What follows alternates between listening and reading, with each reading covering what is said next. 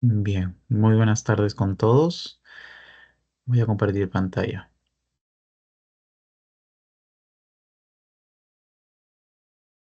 Bien, este viene a ser el examen de pretest, ¿no? No exactamente es este de acá. Son 5 preguntas y por motivo de inasistencia de los asesorados se tuvo que grabar, ¿no? Con previa coordinación de los que coordinan el programa de asesoría por pares. Vamos a resolverlo al final, ¿no? De la sesión. Sin embargo, para dejar constancia de que sí se realizó. Ahora, por favor, me confirman si es que se ve la pantalla. Sí se ve. Bien. Bien, vamos a hablar ahora sobre los tremátodos. Los tremátodos va a ser otro grupo, ¿no? Que pertenece, valga la redundancia, al grupo de los metazoos, que a su vez pertenece al grupo de los platelmintos. ¿Por qué platelmintos? Recuerden, ¿no? Que son platelmintos porque son aplanados. Esa es la única diferencia. Em, Sin embargo, recuerde que dentro de los platelmintos tenemos tanto a los tremátodos como a los céstodos. Los céstodos ya lo vimos en la sesión número 8, ¿no? Donde está la Taenia solium, donde está Diffilubotrium, donde está Echinococcus granulosus, Hymenopilus diminuta y finalmente el Dipyridium caninum. El día de hoy la sesión es un poco más corta, ¿ok? Vamos a albergar 3 parásitos que van a pertenecer a este grupo, ¿no? De los tremátodos. Y en principio tenemos que hablar, ¿no? ¿De qué parásitos vamos a ver? En principio son estos tres, la fasciola hepática, el Paragonimus spp y el Schistosoma spp. Bien, la fasciola hepática va a ser la siguiente, ¿ok? Esta es la fasciola hepática. Vamos a ver la forma característica de hoja que tiene. Es una forma aplanada, ¿no? La fasciola hepática. Recuerden que es macro, es macroscópica, por lo tanto es pluricelular, ¿ok? Luego tenemos al Paragonimus, ¿no? Que también es similar. Este viene a ser el huevo de Paragonimus. Es similar al huevo de fasciola, que lo vamos a ver después, ¿no? Vamos a ver que la fasciola en este caso va a ser se va a causar o se va a diseminar, se va a transmitir por el consumo de plantas de tallo corto, por ejemplo, los berros, ¿no? Este consumo de las vegetales, los tallos o sea, los vegetales de tallo corto, va a predisponer a las personas de poder sufrir esta enfermedad que se le denomina fascioliasis.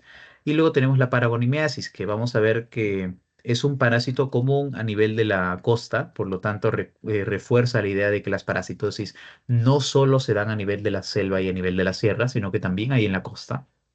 ¿Y por qué se da la paragonimiasis? Se da por el consumo de los cangrejos de agua dulce, especialmente el cangrejo hipobolosera, chilensis, ¿no? Esa viene a ser el género y especie de el cangrejo de agua dulce que ocasiona esta enfermedad. Y por último tenemos al chistosoma. ¿Por qué aún no lo muestro? ¿Por qué aún no lo muestro? Porque este viene a ser el rebelde de la clase, ¿no? El rebelde, el hermano rebelde, ¿no? El que pertenece a la familia, pero es el rebelde. ¿Por qué es el rebelde? Porque no va de la mano con las características que tiene el tremátodo per se o el tremátodo clásico. En forma de hoja, vemos que no tiene forma de hoja, tiene forma larga, ¿no? Tiene forma larga y tiene las puntas puntiagudas, ¿no? También vamos a ver de que tanto la fasciola como, como el Paragonimus son hermafroditas, es decir, no tienen macho y hembra. Pero por otro lado tenemos al chistosoma, ¿no? Que sí tiene dimorfismo sexual, es decir, no es hermafrodita. Existe un macho y un hembra. El macho viene a ser el más delgado, ¿no? El más delgado, mientras que la hembra viene a ser la más gordita y la más larga, ¿no? Esa es la diferencia. Va a haber fecundación en este caso. Vamos a ver quién tiene el canal ginecóforo, ¿no? Que es propio del chistosoma. Entonces va a ser el rebelde del grupo esta enfermedad. La chistosomiasis es el rebelde del grupo. El parásito es el rebelde del grupo. Y todas las generalidades que les vengan en el examen, la mayoría va a tener como excepción al chistosoma, ¿no? Al chistosoma, que tiene 3 especies que lo vamos a ver más adelante. A la cabeza, ¿no? Y el que nos compete más por la afectación geográfica en la que vivimos es el chistosoma manzoni. Bien, las generalidades, ¿no? Ya vimos una pequeña introducción, ahora hay que adentrarnos más a fondo sobre qué significan los tremátodos, ¿no? Como les mencioné en la semana anterior, ya vimos a los cestos. Los cestos que tienen forma encintada, tienen forma segmentada, ojo, segmentada, caso contrario de los tremátodos que no son segmentados. Y la forma de los cestos son largos, caso contrario de los trematos que son en forma de hoja, con excepciones por el rebelde del grupo, no se olviden, el chistosoma. Ambos van a pertenecer al grupo de los platelmintos, ¿ok? Y los platelmintos con los nematos pertenecen a los helmintos, que a su vez con los artrópodos pertenecen a los metazoos. Es decir, son macroscópicos, son pluricelulares, ¿no? Y la mayoría va a tener en forma de hoja y van a ser aplanados porque son platelmintos, ¿no?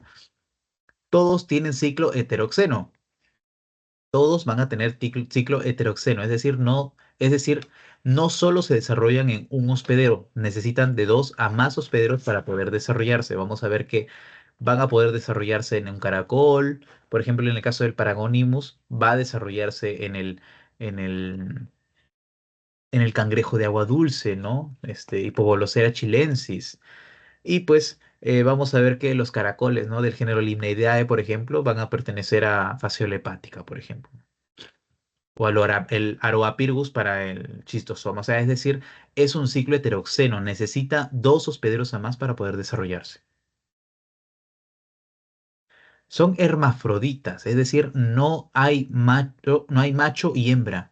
Es decir, en su histología, en su composición anatómica, tienen tanto testículos como ovarios. Sin embargo, hay excepciones. Recuerden, el rebelde del grupo, ahí entra el chistosoma. A la cabeza el chistosoma manzoni, que tiene macho y hembra, que hay fecundación en su ciclo biológico. Y he ahí la diferencia. ¿No? He ahí lo que ustedes deben de tener en cuenta al momento de que hablan de las generalidades de los tremátodos, las excepciones, ¿no? Que más que nada viene a ser de chistosoma, ¿no? La adhesión se da mediante un par de ventosas, ¿no? En este caso es solo un par, o sea, solo tienen dos ventosas. No tienen cuatro ventosas como tienen los cestos, no tienen una corona de gancho como pueden tener algunos cestos, ¿no? Como la Hymenoplepis nana o la Taenia solium, por ejemplo, ¿no? O incluso también como el Echinococcus granulosus, o sea, no tienen ganchos, tienen ventosas, ¿ok? Tienen ventosas. Y acá es interesante, ¿no? Porque el ciclo biológico es desarrollado en caracoles de agua dulce y el género va a variar dependiendo a qué parásito estemos analizando. Y esta viene a ser más que nada lo que nosotros vamos a ver, ¿no? Vamos a ver de que existe un hospedero definitivo donde se va a dar básicamente la fase sexual, ¿no? Y en la mayoría de los casos, en este caso, estas plantas de tallo verde hacen relación a la fasciola hepática y este cangrejito hace relación al Paragonimus, ¿no? Dice la metacercaria. La metacercaria entonces va a ser ese estadio evolutivo que se desarrolla dentro de estos, ¿no? Para poder contagiar al ser humano. Contagian al ser humano, ¿no? Y pues se desarrolla el adulto finalmente para poder eliminar los huevos por las heces y que pues se desarrolle el miracidio, el esporoquiste, la redia, ¿no? En el hospedero intermediario para liberar la cercaria y pues volver a repetir el ciclo. Eso lo vamos a ver después, pero básicamente se resume en esto. ¿No? Se resume en esto. No es una patología intestinal exactamente. Vamos a ver, por ejemplo, de que fasciola hepática puede dar lugar a complicaciones extraintestinales, ¿no? Al igual que Paragonimus, ¿no? Puede generar granulomas, ¿no? Lesiones granulomatosas, por ejemplo, a nivel del pulmón, ¿no? En el caso de Paragonimus. Y es muy interesante verlo, entonces, ¿no? Es muy interesante verlo. Además de que son bastante prevalentes en el Perú, especialmente en la Sierra Central, ¿no? Vamos a ver después. Como les menciono, ¿no? Cuando hablamos de plantas de tallo corto, estamos haciendo referencia a fasciola hepática, porque consumirlos en mal estado, mal lavados, etcétera, nos va a predisponer a desarrollar fascioliasis o a contraer de esa parasitosis. Y por otro lado tenemos el segundo hospedero intermediario que viene a ser el cangrejo de agua dulce o Hipobolocera chilensis, que hace referencia al Paragonimus, a la infección por paragonimiasis, por el consumo de este cangrejo de agua dulce, bastante común en la costa del Perú. ¿Ok? Vamos a ver que va a haber otra forma de infección para el chistosoma. ¿Por qué? Porque es el rebelde del grupo. Vamos a ver de que entrar al agua que esté contaminado con el estadio infectivo, que no es la metacercaria en este caso, sino que es la furcocercaria, es distinto el estadio infectivo, o sea, todo es distinto cuando hablamos de chistosoma. Es el total rebelde del grupo, el hermano malcriado del grupo, el que no pertenece, ¿no? El chistosoma. ¿Ok? Ese es a modo de generalidades. Vamos a verlo poco a poco, punto a punto, qué enfermedades pueden causar cada uno de ellos. ¿Ok? Bien. Bien, vamos a empezar con la fasciola hepática. Recuerden que son tres parásitos nomás que vamos a ver. ¿Ok?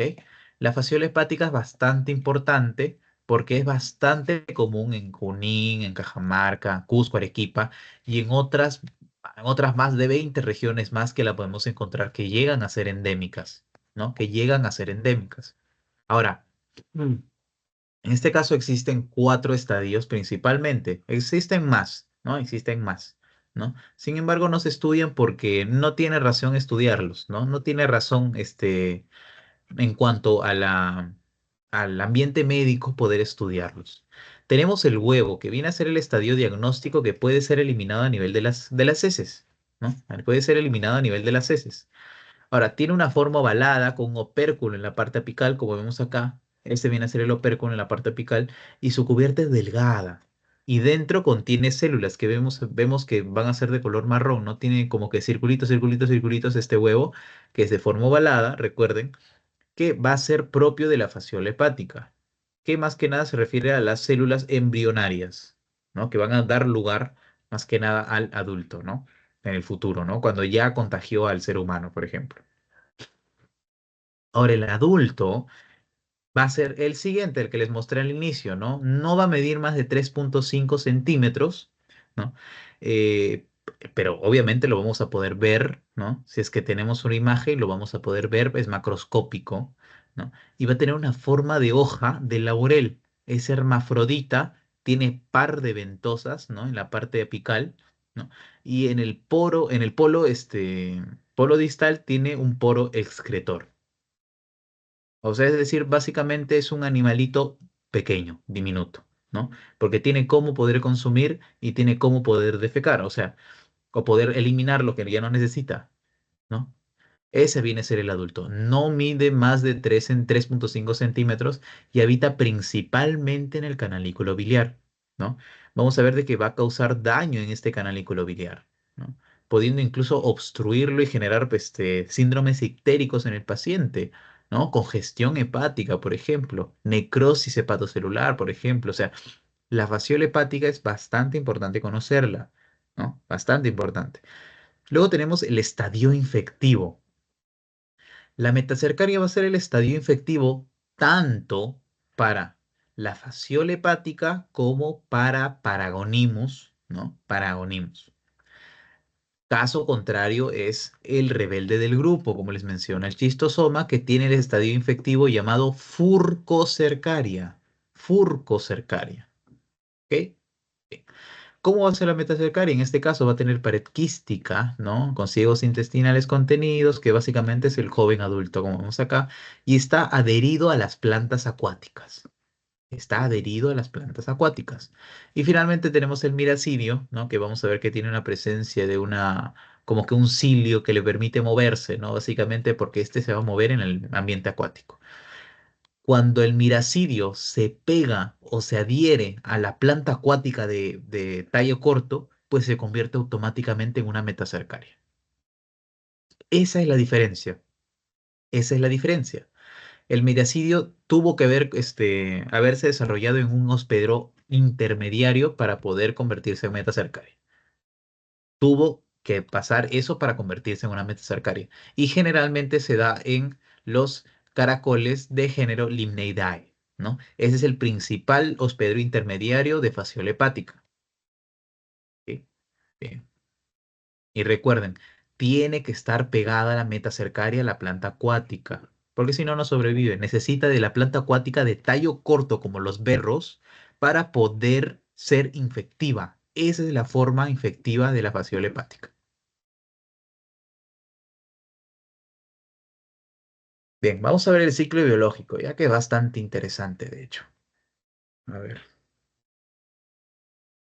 En principio, imaginemos que un hospedero definitivo ha eliminado los huevos y pues como están sin madurar, necesita del agua para poder embrionar. Ya, necesitan del agua para embrionar, embrionan y se convierten en unos miracidios que estos son los estadios infectivos del caracol.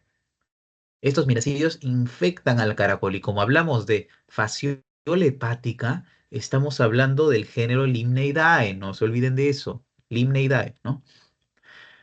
¿Y qué va a pasar en el caracol? Automáticamente de los miracidios se convierte en esporoquiste, luego se convierte en redia y luego en cercaria. Más que nada, lo que necesitan aprenderse acá es el orden, ¿no? El orden. ¿Quién está ingresando al caracol, al primer hospedero, al hospedero intermediario? Viene a ser los miracidios, ¿no? Y por ejemplo, si les preguntan, ¿cuál es el ciclo biológico como tal que se da dentro del caracol? Ya, solo la forma, solo el orden. Más no les van a preguntar. No les van a preguntar la forma que tiene cada uno, etcétera. No, no les van a preguntar. ¿Y cómo es que se da? Se da mediante esporoquiste, la redia y las cercarias. Ese viene a ser el orden principal que sigue el ciclo biológico dentro de este hospedero, el hospedero intermediario. Ahora, una vez se convierten en cercarias, salen de este hospedero intermediario y se enquistan en las plantas acuáticas o de tallo verde, de tallo verde. Son estas plantas acuáticas de tallo verde que son consumidas por los seres humanos y por los animales herbívoros, más que nada, ¿no? Como las vacas, como los cerdos, como las ovejas, para poder desarrollar el ciclo biológico. Es decir, todos estos son hospederos definitivos. Todos estos desarrollan el el estadio infectivo de la fasciola hepática, o sea, el adulto. No, perdón, el estadio adulto de la fasciola hepática, ¿no? Todos estos son los que desarrollan. Y ahora, como vemos, las metacercarias entonces que están en el tallo de estas plantas acuáticas, ¿no? Pues van a ser el estadio infectivo para el ser humano. ¿Y cuál va a ser el estadio diagnóstico? Pues va a ser los huevos sin madurar que se eliminan a nivel por las heces. Es decir, por las heces eliminamos eliminamos. Pero no es siempre, no siempre eliminamos las heces. Por eso es que nosotros debemos estudiar la patogenia, la fisiopatología de esta enfermedad porque dependiendo del cuadro, si es agudo, si es crónico, vamos a pedir el examen de heces. Y si es agudo, si es crónico, lo vamos a ver después. Le pedimos una serología porque no vamos a encontrar nada en las heces. Esa es la diferencia, ¿no? Esa es la diferencia. Y bueno, los adultos se encuentran en los conductos biliares, como les menciono. Son capaces, tienen una membrana ondulante que les permite caminar, pegados obviamente a la mucosa intestinal, ¿no? O arrastrarse en la mucosa intestinal, que puede generar dolor incluso, puede obstruir el canalículo biliar, etcétera, etcétera. O sea, es una enfermedad que puede generar una patología que puede simular, por ejemplo, una colecistitis, por ejemplo, una colecistitis aguda, ¿no? Que es un abdomen quirúrgico agudo. O sea, son es una parasitosis que puede ser confundida y ahí es donde entra el examen, la anamnesis, ¿no? Preguntarle al paciente de dónde proviene o viajes recientes, ¿no? Para poder descartar esta parasitosis que tiene que ser descartada, ¿no? Tiene que ser descartada. Porque en este caso no sería quirúrgico como tal, a menos de que la invasión sea grande, ¿no? Sea grande, ¿no? Y pues tiene hospederos definitivos habituales, ¿no? Que habitualmente son las vacas y las ovejas y accidentalmente es el humano, ¿no? Es como lo que les estaba diciendo. Accidentalmente el humano se va a contagiar, ¿no? Por el consumo de estos berros, estas plantas de tallo corto, ¿no? Y una vez se contagian, pues desarrollan el adulto. Por eso se le considera hospedero definitivo y accidental, pues, ¿no? Y luego como hospedero intermediario, ya como les mencionaba, van a ser los caracoles de la familia Linneidae. Limnedae, ¿no? En este caso existen bastantes especies, ¿no? Bastantes incluso géneros que pueden pertenecer a esta familia.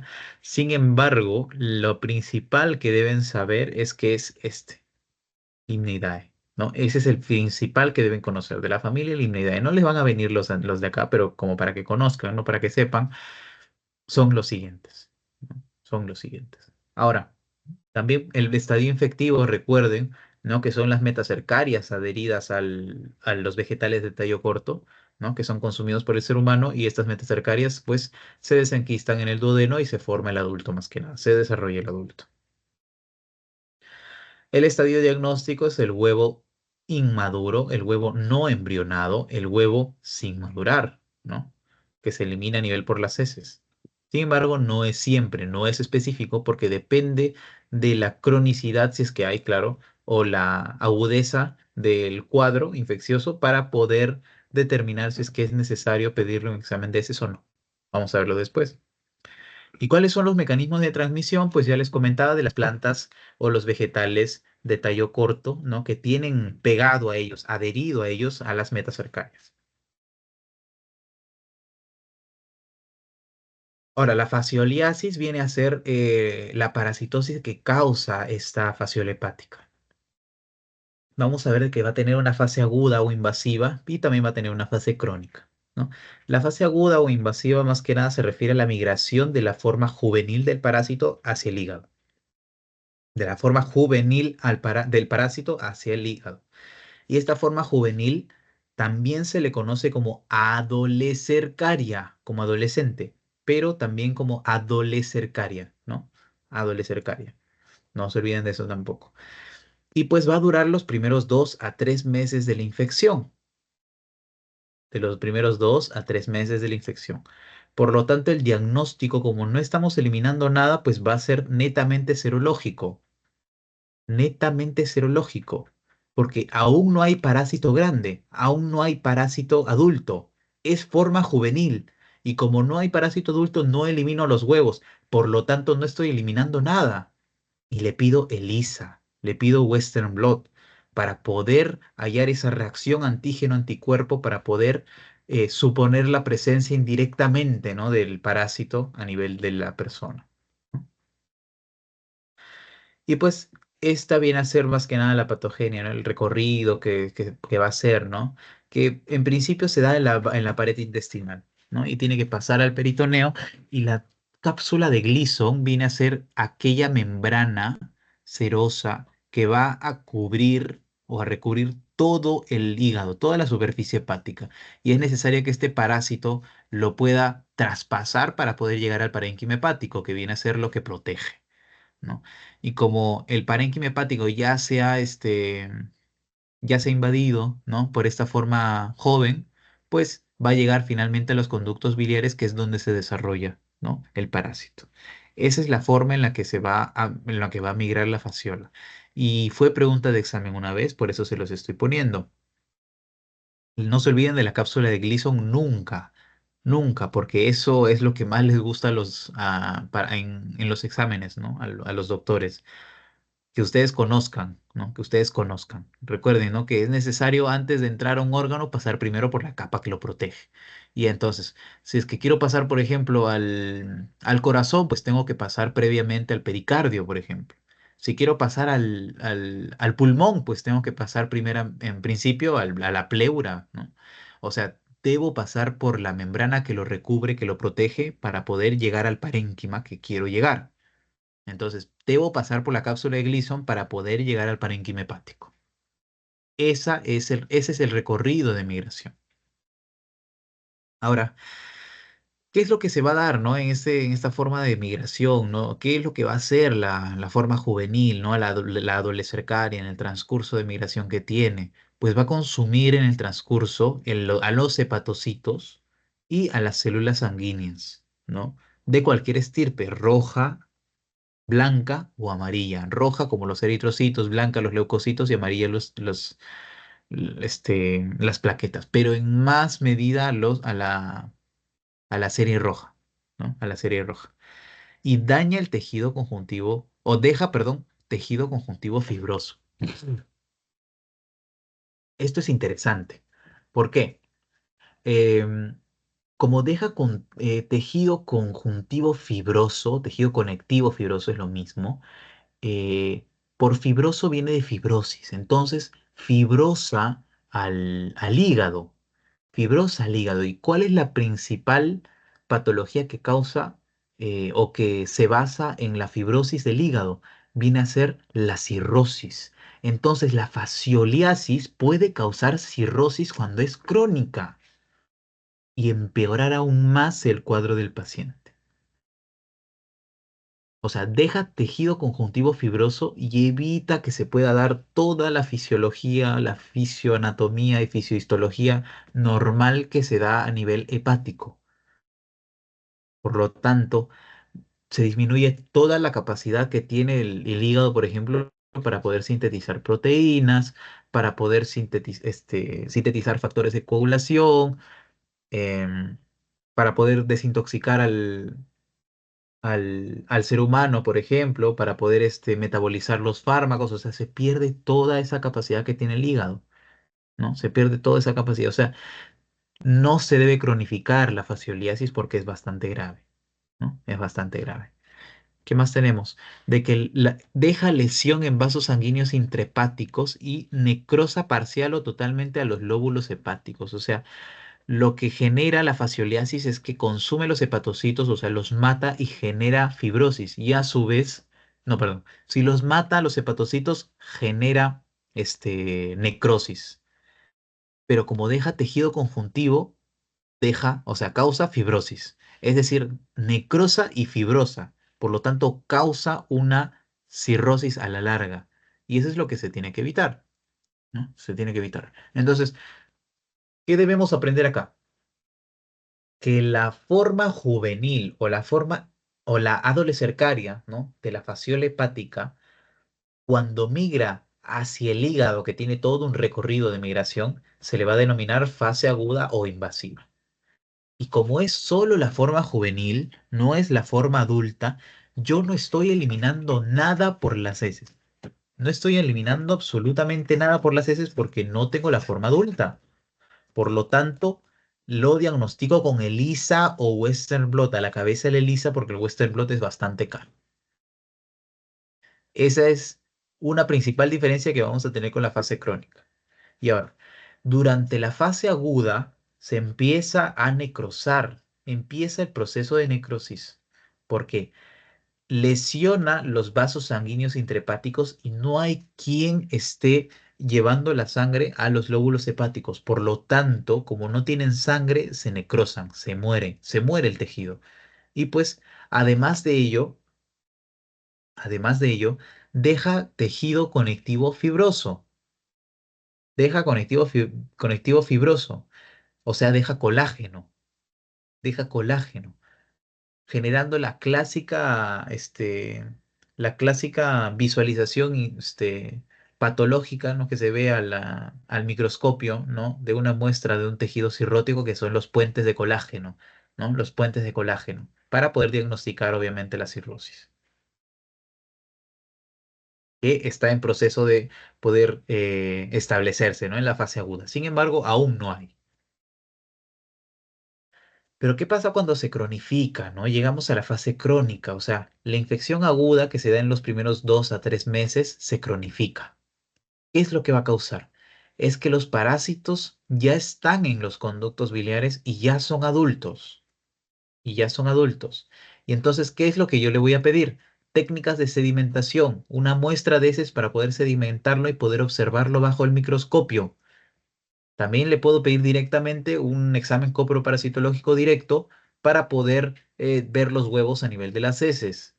Pero en casos más donde aún exista la duda diagnóstica, le pido un aspirado duodenal o biliar y hasta incluso una serología, bueno, no serología, sino una hallar anticuerpos a nivel de las heces, que es el copro ELISA. Esa es la diferencia. Vemos que la fase aguda va a ser la migración de la adolescencia hacia el hígado y una vez llega al hígado, después de 3 meses, pues se convierte en fase crónica.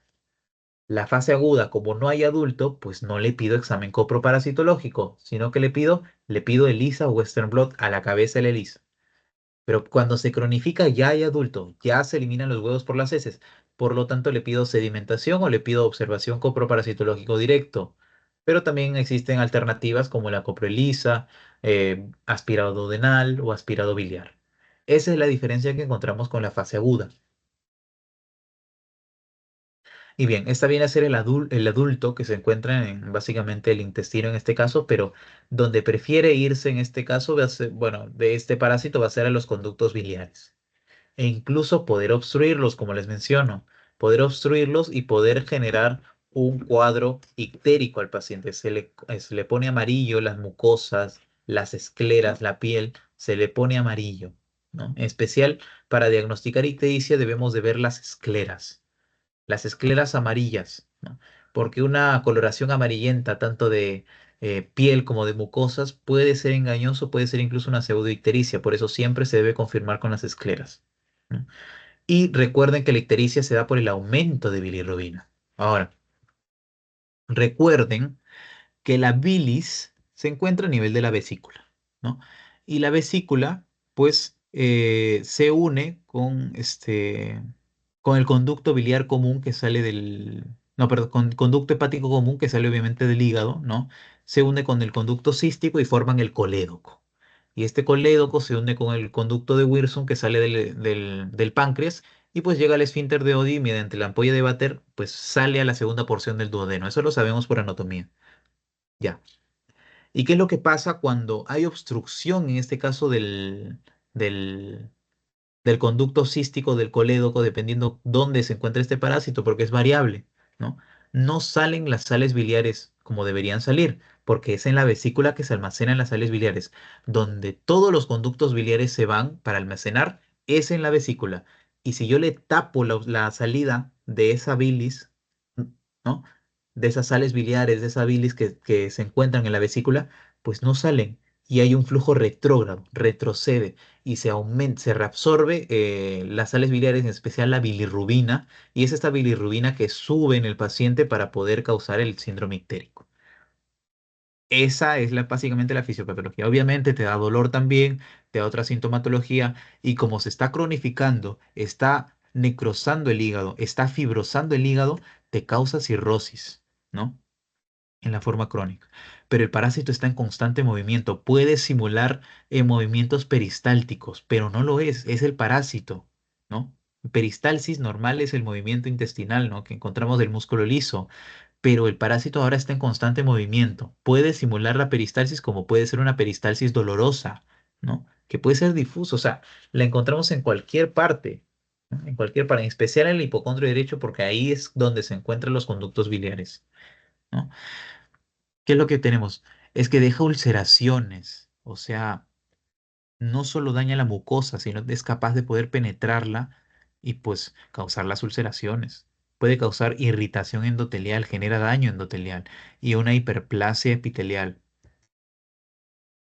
También deja cicatrices, o sea, deja más colágeno, masas en los ductos e inflamación de las paredes, ¿no? O sea, inflama las paredes e incluso las obstruye, pues genera básicamente lo que puede ser una cistitis aguda, ¿no? Por eso se pueden confundir, ¿no? Por una inflamación de la vesícula, se confunde. Y como se deposita calcio, disminuye el flujo biliar, pues obviamente calcifica los conductos biliares, es menos distendible, ¿no? Se estenosan, se hacen más pequeños, se hace pequeña la luz de los conductos biliares y se sigue obstruyendo, ¿no? El flujo biliar normal. Y como recuerden que las sales biliares, ahí es donde entra el pensamiento, ¿no? Las sales biliares sirven para poder digerir a los lípidos, ¿no? ¿Cómo va a ser en este caso las heces del paciente que tiene fascioliasis? Si no hay quien digiera los lípidos, ¿no? Para poder absorberlos, pues van a salir grasosas de las heces y eso se le denomina esteatorrea, por ejemplo, ¿no? Ese es clásico también de estos cuadros. Luego tenemos la cirrosis e insuficiencia hepática. Em, Como les menciono, ¿no? Deja fibrosis, o sea, deja colágeno, ¿no? Generando los puentes de colágeno clásicos en una cirrosis hepática. pero también genera muerte hepatocelular, porque consume la doble cercaria en su camino, consume a los hepatocitos, o sea, genera necrosis. Entonces genera una cirrosis y una insuficiencia hepática. Eso es lo más grave que hay. O sea, la cirrosis va a ser el último grado de insuficiencia hepática que se puede tener, ¿no? Y la cirrosis tiene un montón de síntomas que pueden aparecer, ¿no? Y esto es en cuestión de 3 meses. O sea, el daño que genera esta fasciole hepática es tanta que en poco tiempo se puede generar una cirrosis. O sea, digo poco tiempo, ¿no? Pero debería ser diagnosticada en su fase aguda para evitar estas complicaciones, ¿no? Porque la cirrosis te causa afectación en todo. O sea, ustedes, o sea, podemos estar pensando, nada, como está en el hígado, pues no te va a causar daño, por ejemplo, en el sistema nervioso central, ¿no? Uno puede pensar, pero no. Por ejemplo, no. Por ejemplo, tenemos de que el hígado tiene que poder, realizar el metabolismo, por ejemplo, del amonio, ¿no? Y como cuando no se realiza el amonio, por ejemplo, no se metaboliza el amonio, se aumenta a nivel de la sangre, ¿no? Y puede actuar como falso neurotransmisor para causar encefalopatía hepática, por ejemplo, complicación de cirrosis. Pero por circulación, colateral puede causar, varices esofágicas, ¿no? Aumento el tamaño del hígado, aumento el tamaño del vaso, ¿no? Puede causar hemorroides, o sea, las complicaciones que tiene una cirrosis son bastante graves, ¿no? Y es a lo que se debe evitar llegar. Es a lo que se debe evitar llegar. Pero también tiene localización ectópica, es decir, no solo se queda en los conductos biliares, ¿no? Ni tampoco en algunos casos en el intestino, sino que puede llegar al tejido celular subcutáneo, ¿no? Abdominal, y puede llegar al pulmón, al sistema nervioso central, a los músculos, al sistema genitourinario y a la faringe. Este se los he puesto porque es un dato nuevo en su teoría, ¿no? El síndrome de Hawthorne. ¿En qué consiste? En el consumo de la forma adulta del parásito que básicamente se pega o se adhiere a nivel de la faringe y ese es el síndrome de Hawthorne, ¿no? Básicamente es eso. Sería bueno que lo anoten, que lo anoten, que lo tengan en cuenta, porque seguramente es pregunta de examen, porque el ciclo pasado lo fue. Ahora, hablando del otro parásito, tenemos al Paragonimus, ¿no? Que va a tener muchas especies, por eso le pongo SPP, ¿no? Por ejemplo, el Paragonimus mexicanos en México, el Centroamérica, Colombia, Ecuador, e incluso Perú, ¿no? Previamente se le llamaba peruvianos, ¿no? O sea que teníamos nosotros el Paragonimus peruvianos. Sin embargo, ahora solo se acepta como Paragonimus spp o hablar de Paragonimus mexicanos, ¿no? Que va a producir la paragonimiasis, ¿no? Que viene a ser una enfermedad zoonótica. Es decir, puede darse también o puede ser transmitida por los animales. Vamos a ver después. Bueno, tiene tres formas, ¿no? El huevo, el adulto y la metacercaria, que es lo que principalmente debemos conocer. Este viene a ser el huevo, que tiene forma elíptica, ¿no? Y el opérculo es más acentuado en la parte apical. Al igual que la fasciola hepática, contiene células embrionarias, ¿no? Pero el opérculo es más pronunciado en este caso del Paragonimus, ¿no? Del Paragonimus. Ahora, lo interesante acá, lo interesante es que principalmente lo vamos a encontrar en el esputo. Esto quiero que lo tengan en claro siempre. Los huevos de Paragonimus lo vamos a encontrar más que nada en el esputo. Secundariamente a ello, lo vamos a encontrar en las heces. Por ejemplo, cuando el paciente se traga el esputo. Y ahí lo vamos a encontrar en las heces, ¿no? Porque va a viajar por todo el tracto gastrointestinal y se elimina por las heces. Pero lo habitual, lo principal es encontrarlo en el esputo. No podemos fallar ahí porque es el único que va a causar eso, en este caso, ¿no? El adulto puede medir 1,2 centímetros, pero habita en el pulmón. O sea, la patología de la paragonimiasis principalmente se da en el pulmón. Recuerden que es hermafrodita, tiene ciegos intestinales contenidos, ¿no? Y finalmente el par de ventosas que le sirve para poder adherirse, en este caso a nivel del pulmón. Este adulto es tan peligroso que puede generar granulaciones, ¿no? A nivel pulmonar. Granulaciones a nivel pulmonar, pero no solo a nivel pulmonar. Vamos a ver que se puede diseminar también. Y la metacercaria, que más que nada va a ser el estadio infectante y va a estar en el segundo hospedero intermediario. Es decir, el Paragonimos necesita de un hospedero intermediario, el primero, del segundo hospedero intermediario y del hospedero definitivo. Esa es la diferencia, ¿no? Y bueno, la metacercaria va a ser la versión joven, en este caso, de la forma adulta del parásito, ¿no? Es la forma miniatura más que nada, o sea, mide menos. Esa es la única diferencia. Bien, cuando hablamos del ciclo biológico, yo les mencioné que tienen dos estadios o dos hospederos intermediarios, ¿no? En este caso, el hospedero intermediario principal, el que va a albergar la forma infectiva del parásito, va a ser el cangrejo de agua dulce. Va a ser el cangrejo de agua dulce. Pero el primero de ellos va a ser el caracol. El caracol es el principal, ¿no? Pero nosotros nos vamos a contagiar por el consumo de crustáceos o cangrejos de agua dulce mal cocidos o contaminados con la metacercaria, ¿no? ¿Y qué es lo que vamos a eliminar, ¿no? Vamos a eliminar a los huevos por las heces, es decir, consumimos las metacercarias, desarrollamos el adulto, somos el hospedero definitivo y finalmente eliminamos los huevos por las heces, que principalmente no son embrionados, pero a nivel del agua tienen que embrionar para poder desarrollar todo lo demás, ¿no? El habitual van a ser mamíferos, o sea, el definitivo habitual van a ser mamíferos domésticos y silvestres, o sea, van a ser en gran cantidad los animales afectados, ¿no? Pero el accidental va a ser el ser humano. O sea, nosotros somos el accidental, no somos el habitual. ¿Ok? ¿Y cuál es el hospedero intermediario? Como les mencionaba, ¿no? El Aroapirgus va a ser el principal hospedero intermediario del Paragonimus, ¿no? El Aroapirgus, ¿no? Pero también hay otros como el Hibridae, ¿no? Pero el principal de ellos es el Aroapirgus, es el que más pregunta, ¿no? ¿Y cuál es el segundo hospedero intermediario? Pues va a ser el cangrejo de agua dulce, ¿no? Hipobolosera chilensis y Polobocera chilensis, ¿no? Ese viene a ser el hospedero de intermediarios, el segundo. Y bueno, el hospedero infectivo, recuerden que va a estar en el cangrejo de agua dulce, va a ser en la metacercaria. Y bueno, el diagnóstico, pues es el huevo no embrionado, pues, ¿no? Huevo no embrionado. ¿Y cómo nos vamos a transmitir o cómo va a transmitirse esta parasitosis? Pues va a ser mediante la ingesta de crustáceos de agua dulce mal cocidas y contaminados con la metacercaria.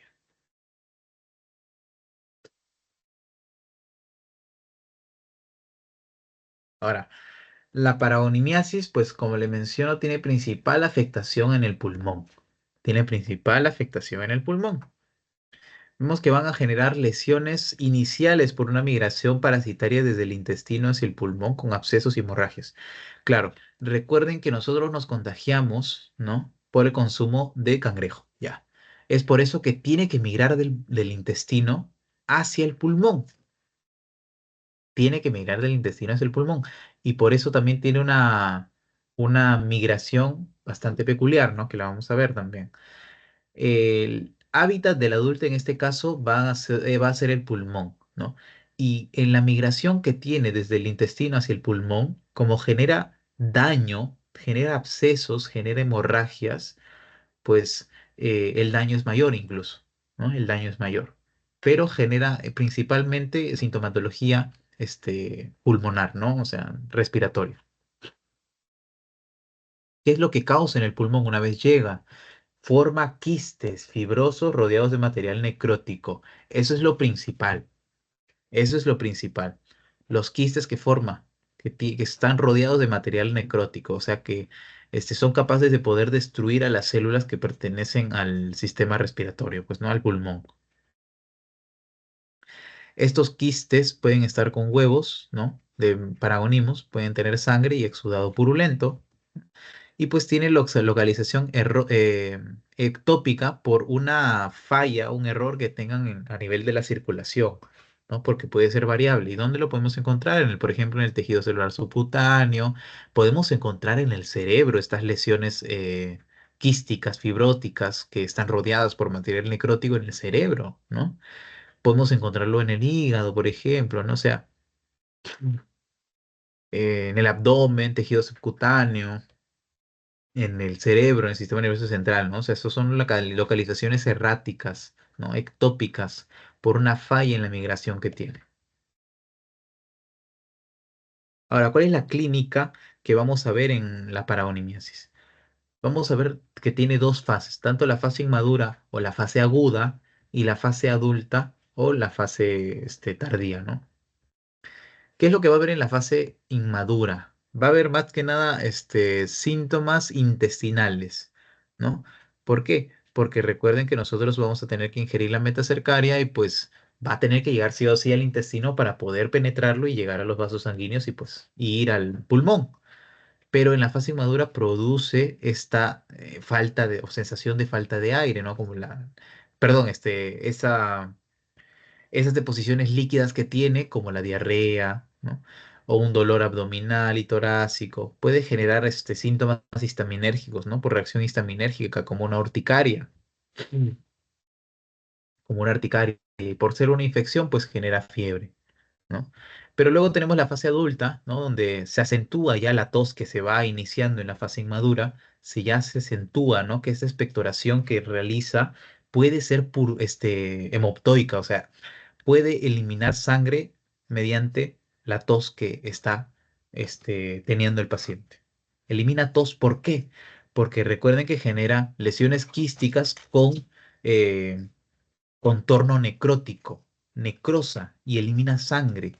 Por eso es que se debe hacer el diagnóstico diferencial con tuberculosis, porque la tuberculosis también causa lo mismo, la hemoptisis, ¿no? Posiblemente una baja de peso también. O sea,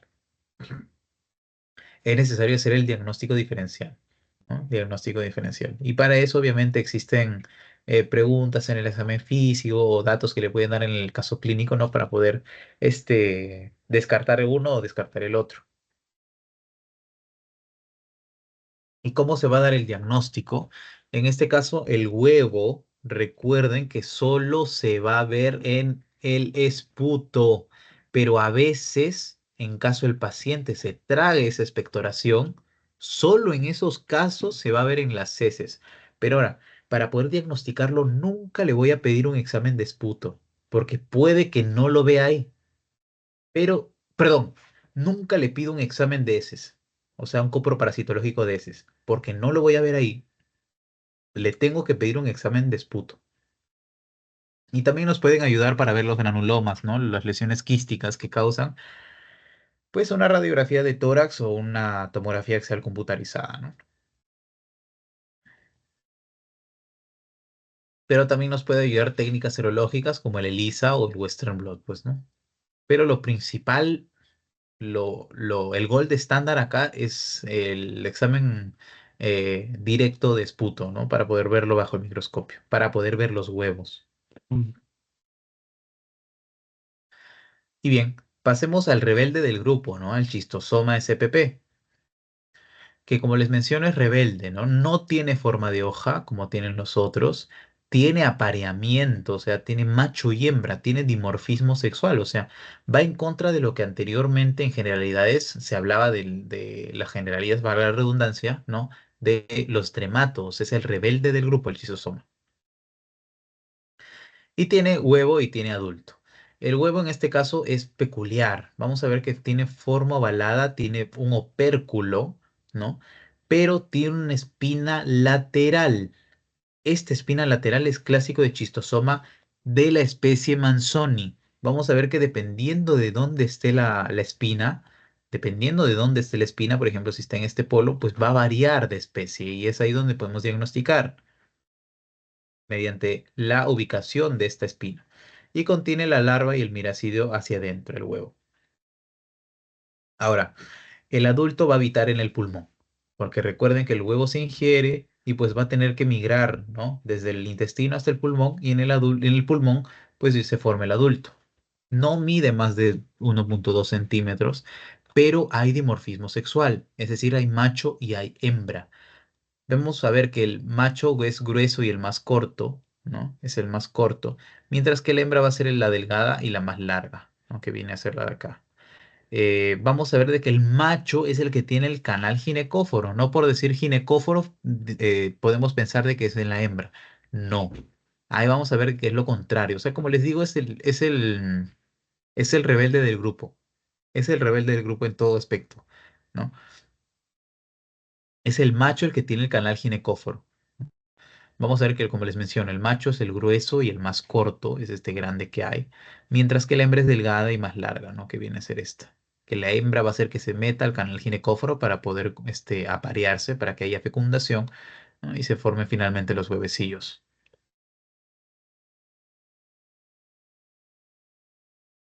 Bien, ¿cuál va a ser el ciclo biológico en este caso? Em, Vamos a ver que existe varias especies, pero vamos a hablar del Schistosoma manzoni, ¿ya? Esta es la diferencia. Esta es la diferencia, un momento. Ya. Se van a liberar las cercarias que van a nadar libremente en el agua. Es decir, Diego, ¿nosotros nos contagiamos por consumir las cercarias? No. Ahora, no es exactamente cercarias, un grupo grande de cercarias, o sea, existen varios tipos de cercarias. O sea, las cercarias como tal es un grupo grande. Dentro de los tipos de cercarias tenemos a las metacercarias, que ya hablamos que son los estadios infectivos para el hombre de fasciola hepática como de Paragonimus, pero también tenemos las furcocercarias. ¿Por qué furco? Porque se furcan, se bifurcan, ¿no?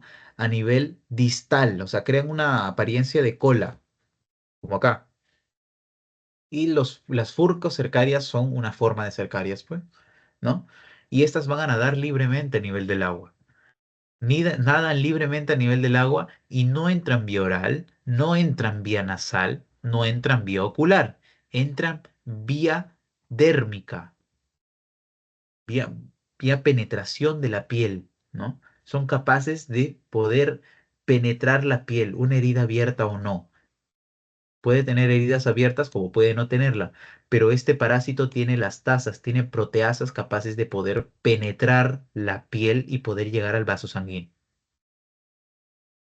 Esa es la diferencia.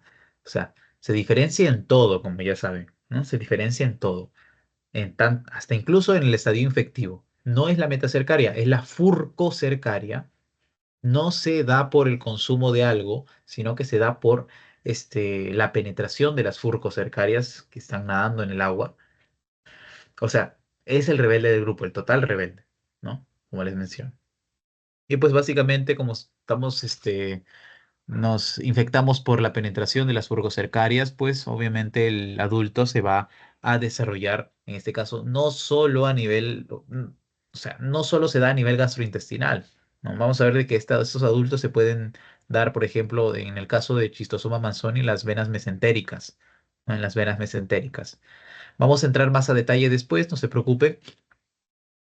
Y eso puede causar la sintomatología que vamos a ver después, ¿no? En principio, como está entrando varias furcosecarias a nivel del agua contaminada, por ejemplo, pues va a existir lo que se conoce como la dermatitis del nadador, por ejemplo, ¿no?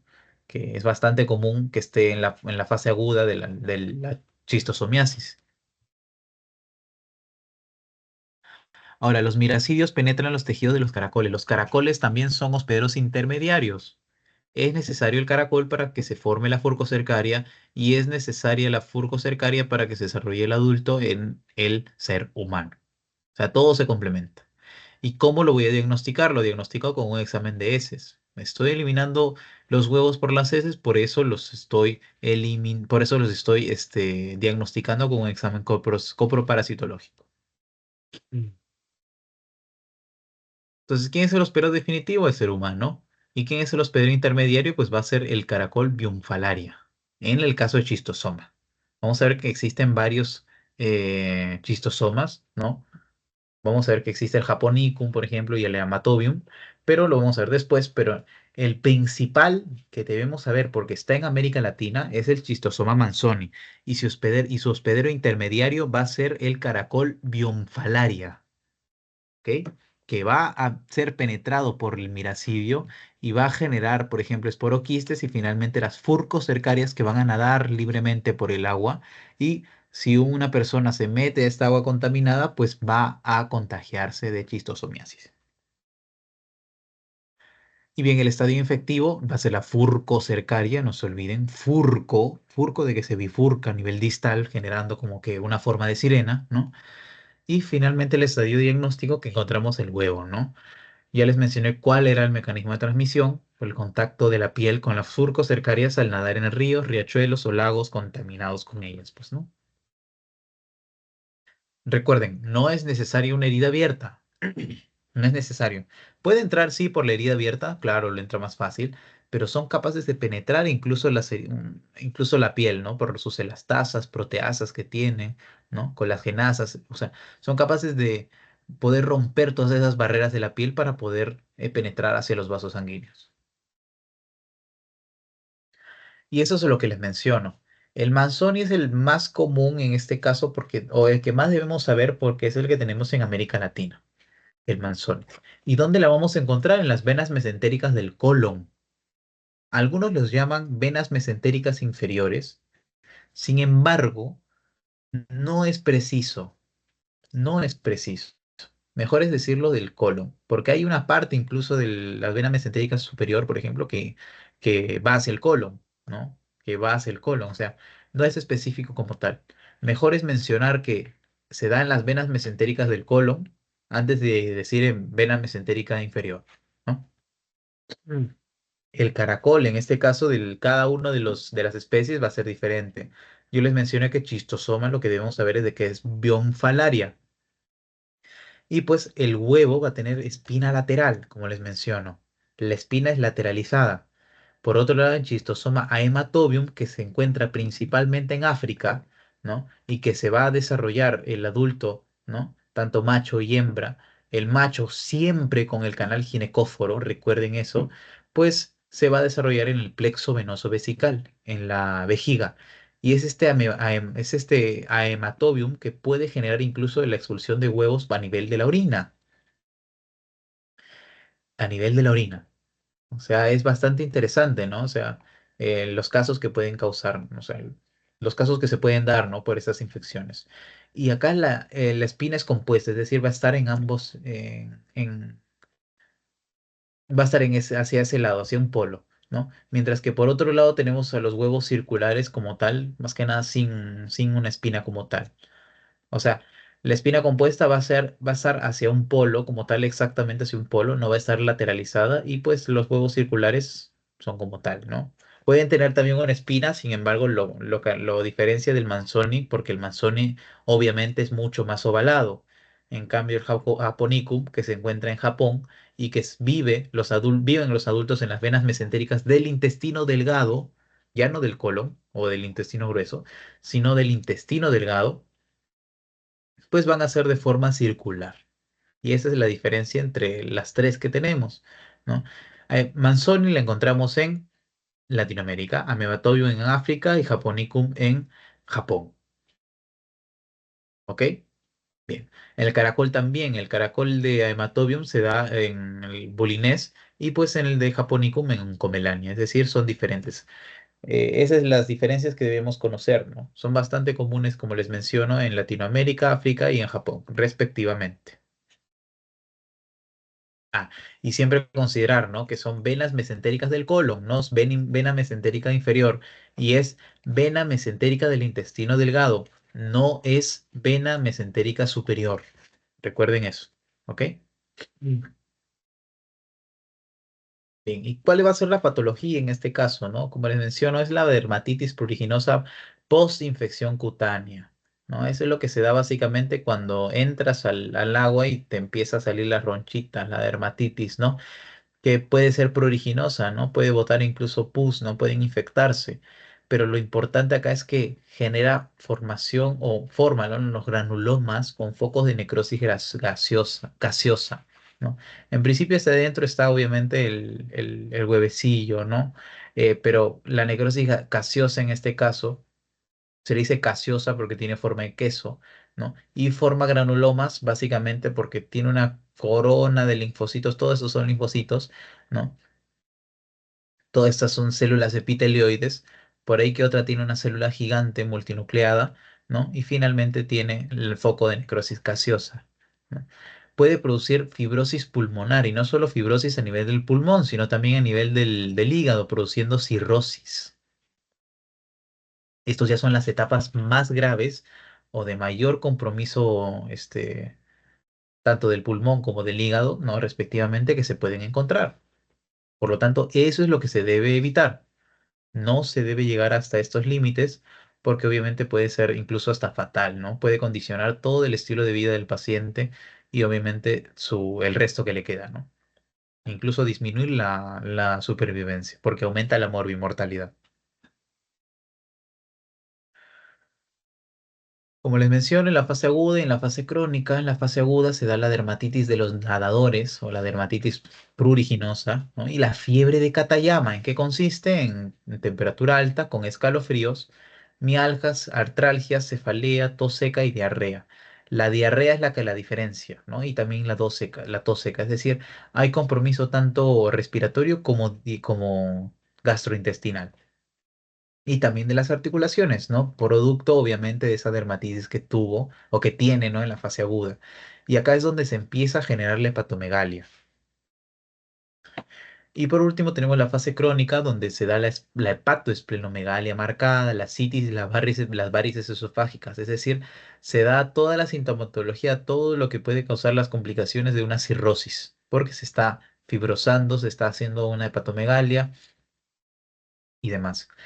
Y bueno, encontramos estos pacientes, por ejemplo, este debe ser un paciente que obviamente se le nota un déficit calórico proteico, ¿no? Y que se nota un aumento del perímetro abdominal, ¿no? Que se le puede diagnosticar que tiene una citis, por ejemplo, ¿no? Con el examen físico que se le pueden hacer. Y es así como pueden causar estas enfermedades, estos cuadros, ¿no? Que son más que nada complicaciones de una cirrosis. El daño es más que nada gastrointestinal al inicio, ¿no? Pero finalmente termina dando una afectación pulmonar que obviamente es irreversible. Cuando escuchen fibrosis, termina siendo irreversible. Y pues cuando hablamos de el chistosoma manzoni, siempre tenemos que hacer referencia al bionfalaria. El bionfalaria va a ser el caracol que va a ser el hospedero intermediario de esta enfermedad. Esta viene a ser la citis, ¿no? La colección de líquido a nivel del peritoneo, ¿no? Que obviamente es patológica y pues puede tener numerosas causas, ¿no? Numerosas causas. Entre ellas está la cirrosis, por ejemplo.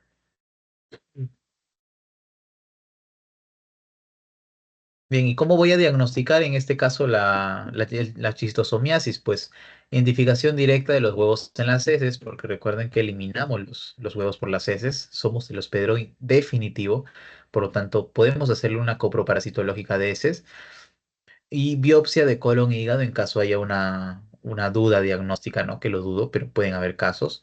Y incluso mejor, porque es menos invasivo que una biopsia de colon e hígado, pues pedirle métodos inmunológicos como ELISA o Western blot. Esas dos son las técnicas, ¿no? Y pues eso es lo que vamos a ver, ¿no? Un huevo ovalado con opérculo y pues con una espina lateral en caso sea Manzoni, con una espina compuesta hacia un lado en caso sea hematobium y de forma circular con una espina lateralizada o no en caso sea japónico. Bien, esas son las bibliografías del día de hoy, ¿no? Y pues eso sería la sesión por el día de hoy. Sin embargo, hay que terminar de realizar el examen, o sea, el pretest y el posttest, ¿no? En este caso, recordemos, ¿no? Nuevamente que el pretest y el posttest se tuvieron que grabar más que nada por la inasistencia de los asesorados a la sesión habitual, ¿no? Por lo tanto, pues se llegó en coordinación, ¿no? Con el jefe y con los coordinadores del programa de asesoría por pares para poder grabarlo. Son 5 preguntas, vamos a resolverlas. En principio nos dicen que cuál no es una característica de los tremátodos. Ya sabemos cuál es la respuesta porque sale acá, sin embargo vamos a analizar una por una. Dice que todos tienen ciclo biológico heteroxénico, es decir, que esto es verdadero, ¿no? Recuerden que necesitan de un hospedero intermediario para poder completar su ciclo biológico, para desarrollar la metacercaria, No, para desarrollar la metacercaria, en caso estemos hablando de fasciola y de paragonimos, y para desarrollar la furcocercaria, en caso estemos hablando de chistosoma. Poseen ventosas para la adherencia al intestino, eso es verdadero. Recuerden que tienen ventosas, siempre tienen ventosas.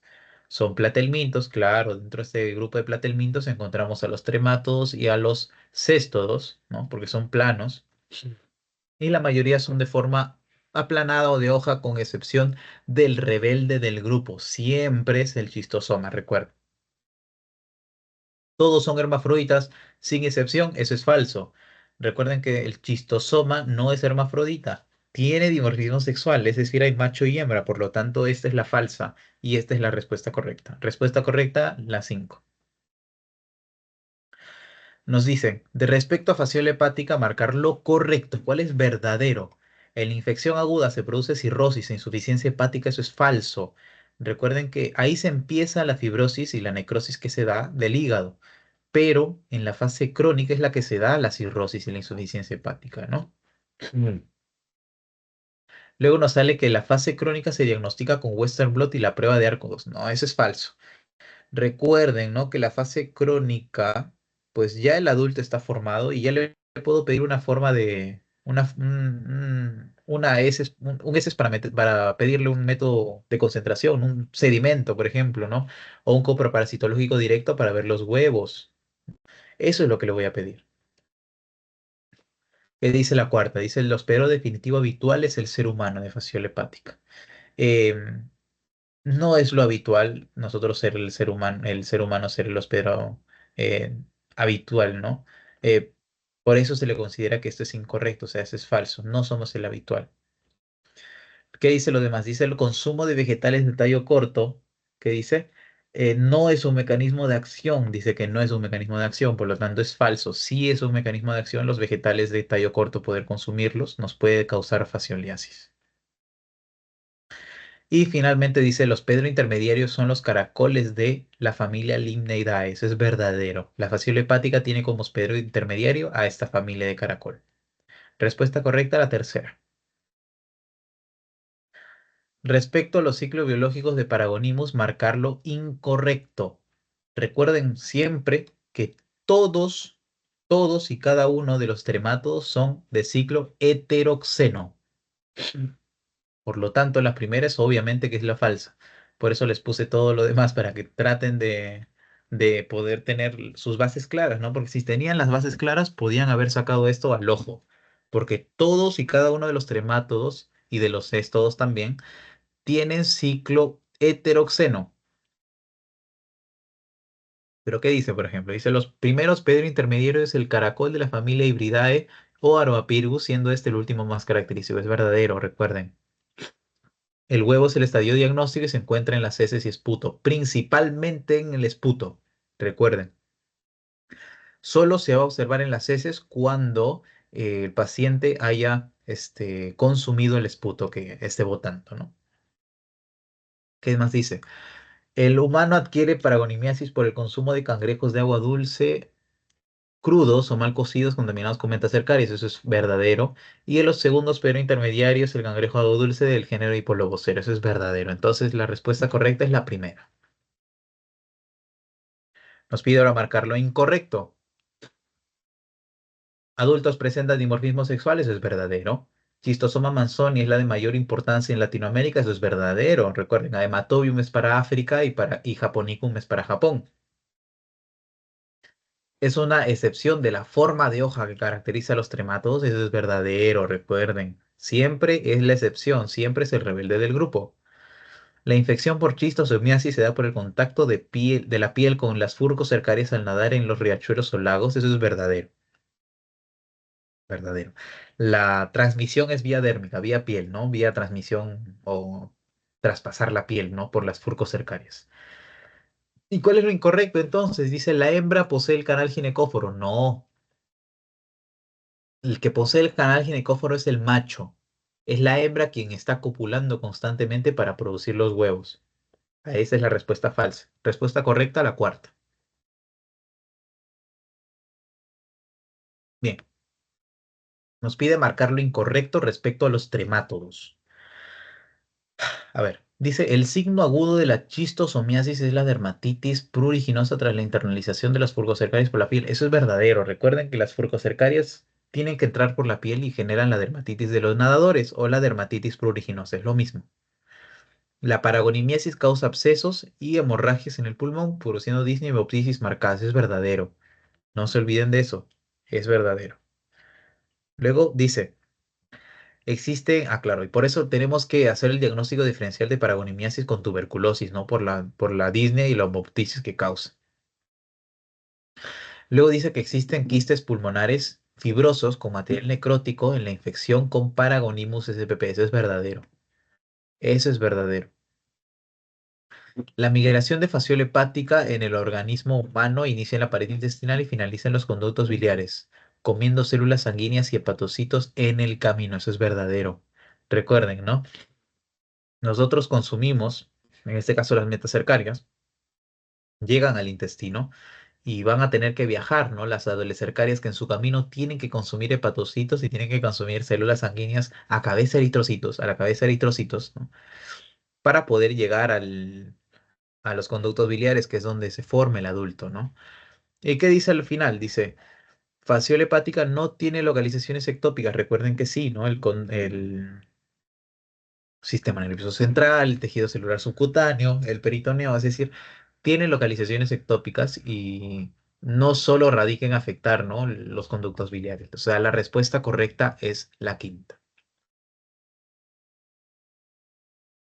Y bien, eso sería todo por el día de hoy. Espero que les haya gustado la sesión y cualquier cosa me avisa. Hasta la próxima.